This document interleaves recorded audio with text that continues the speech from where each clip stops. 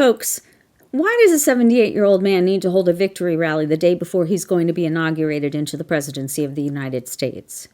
Does Orangina think he's getting married and he needs to have a rehearsal dinner, a pregame tailgate, and a amuse-bouche before the main course?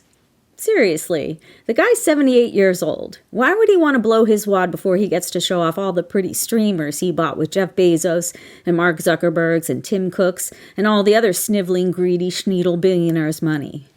Why wouldn't he lay low? Get a little Botox, refresh the tan, listen to his favorite little mustache man books on tape, pinch off a few dozen all-cappers on Truth Social. What is the grift here? There's got to be something. It's too weird. The tickets are free, so except for the standard merch stands, he's not going to bring in much cash. The stadium holds 20,000 people. Doors open at 3. They haven't announced an all-star lineup yet.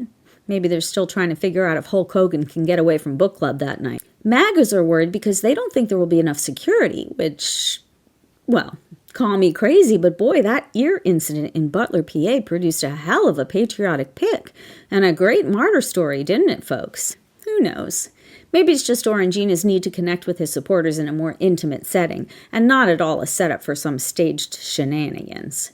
But I have to say, my spidey sense is on high alert, because it doesn't make a lot of sense, does it? If something scary was to occur at the mini stadium while all the security bigwigs were busy preparing for the inauguration, would Orangina need to trot out a few 100,000 dudes marching with a few tanks to signify strength and satisfy the whims of an old man who really liked to play with army men when he was a kid? Maybe it would ensure the biggest turnout in the history of mankind.